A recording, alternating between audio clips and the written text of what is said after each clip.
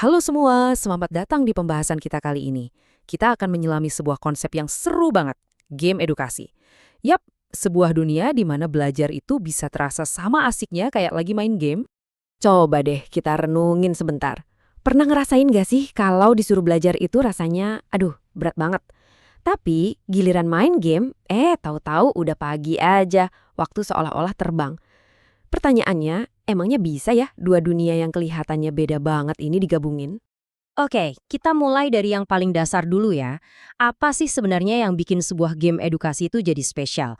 Apa bedanya sama game-game biasa yang kita mainkan? Jadi, apa itu game edukasi?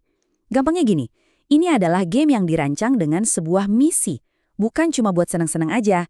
Tiap game edukasi itu punya tujuan yang jelas, buat ngajarin kita sesuatu, entah itu pengetahuan baru atau sebuah keahlian tertentu. Di dalam game ini, proses belajarnya tuh aktif banget. Kita nggak cuma duduk manis dan dengerin. Enggak, kita benar-benar terlibat langsung. Bisa jadi kita lagi mecahin teka-teki sains yang rumit, jawab kuis sejarah yang seru, atau bahkan sibuk ngatur sebuah kota virtual. Nah, manfaat utamanya ini yang keren banget. Pertama, motivasi belajar kita jadi naik. Ya iyalah, siapa yang nggak semangat kalau belajarnya lewat main game? Terus, keterlibatan kita juga jadi lebih dalam karena sifatnya interaktif. Dan yang paling penting, kita bisa dapat pengalaman kontekstual. Belajar di situasi yang mirip sama aslinya, lewat simulasi. Sekarang, yuk kita bedah resep rahasianya. Apa aja sih bumbu-bumbu wajib yang bikin sebuah game edukasi itu berhasil, efektif, dan tentunya menyenangkan? Setiap game edukasi yang bagus itu pasti punya 6 elemen inti ini. Harus ada tujuan belajar yang jelas. Gameplaynya harus asyik. Aturannya harus fair.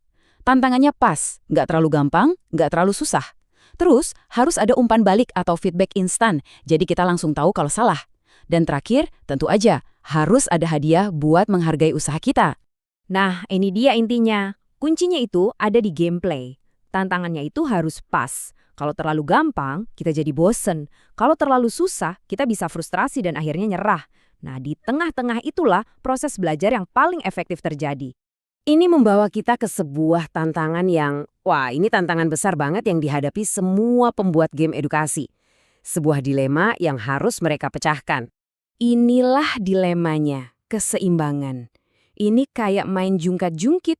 Kalau gamenya terlalu fokus ke materi pelajaran, jadinya kaku, bosenin, persis kayak baca buku teks. Sebaliknya, kalau terlalu fokus ke hiburan, ya tujuan belajarnya jadi nggak tercapai, cuma main doang. Terus solusinya gimana dong? Nah, ini dia jawabannya. Game edukasi terbaik itu adalah yang bisa menyembunyikan pelajarannya di dalam gameplay. Jadi kita sebagai pemain belajar tanpa sadar, karena kita terlalu asyik fokus untuk menangin permainannya. Keren kan? Oke, kita lanjut lagi. Kalau ngomongin game edukasi, jangan cuma bayangin game kuis yang gitu-gitu aja ya. Dunianya itu luas dan beragam banget. Lihat deh, jenisnya macam-macam. Ada game kuis yang langsung tes pengetahuan kita. Ada game simulasi yang bikin kita ngerasain langsung gimana rasanya jadi wali kota atau ngurus kebun. Ada game puzzle buat ngasah otak. Bahkan ada game petualangan, di mana kita belajar dari alur ceritanya, dan game keterampilan yang fokus melatih skill tertentu. Jadi, bayangin aja, kamu bisa belajar manajemen sambil sibuk bangun kota impian. Atau belajar fisika sambil nyusun jembatan virtual yang kokoh. Apapun bentuk gamenya, prinsipnya selalu sama. Belajar sambil melakukan sesuatu, bukan cuma menghafal. Di bagian terakhir ini, kita bakal lihat sesuatu yang sangat memberdayakan. Kita bakal lihat gimana caranya kita bisa pindah peran. Dari yang tadinya cuma pemain, sekarang bisa jadi pencipta game edukasi itu sendiri. Dulu kalau mau bikin game itu kesannya ribet banget, harus jago coding dan lain-lain. Tapi sekarang ceritanya udah beda jauh. Teknologi udah bikin proses ini jadi jauh lebih gampang diakses oleh siapapun, termasuk kita semua. Ini beberapa contoh platform populer yang bisa kita pakai. Ada yang modelnya kuis interaktif kayak Kahoot, Quizzes, atau Wordwall. Ini cocok banget buat guru-guru atau siapapun yang mau bikin tes jadi seru.